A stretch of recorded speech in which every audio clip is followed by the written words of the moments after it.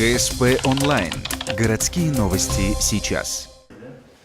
Ухтинский клуб «Цитадель» принял участие в учредительном собрании коми-отделения движения Клуба исторической реконструкции России. Заседание прошло на минувших выходных в Сыктывкаре. Новая общественная организация объединит под своей крышей всех реконструкторов региона и будет координировать их работу.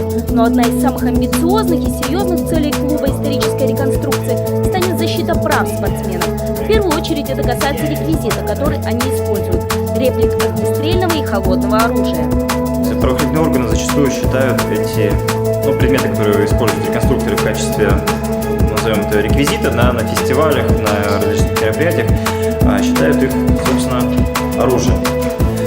Движение ставит своей целью, одной из основных целей, чтобы внесение изменений в законодательство Российской Федерации, то есть в той части, чтобы оружие реконструкторов не признавать именно оружием.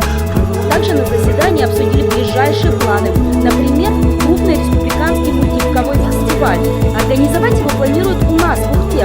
Это удобно логистически, да и у ухтинцев уже большой опыт проведения подобных мероприятий. К слову, поделиться своими способностями мы смогли не только в теории, но и на практике. Мастер-класс по историческому средневековому бою провел Алексей Маклаков, тренер клуба «Цитадель» и неоднократный чемпион российских и международных соревнований в этом виде.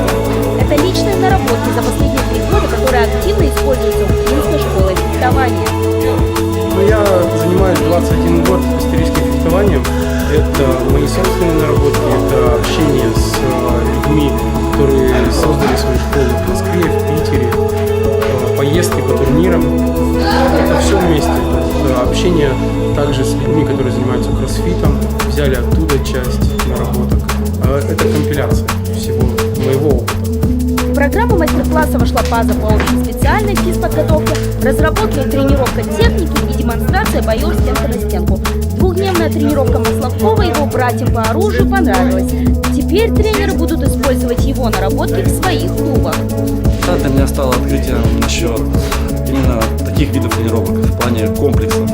Как работаем по времени, упражнения и все-таки время. Очень изнурительно, полезно, развивает сильный вынос. Буду использовать также на СМБшниках, также на кроссфитерцев. Свои успехи и достижения реконструкторы коми продемонстрируют совсем скоро. Республиканские соревнования по современному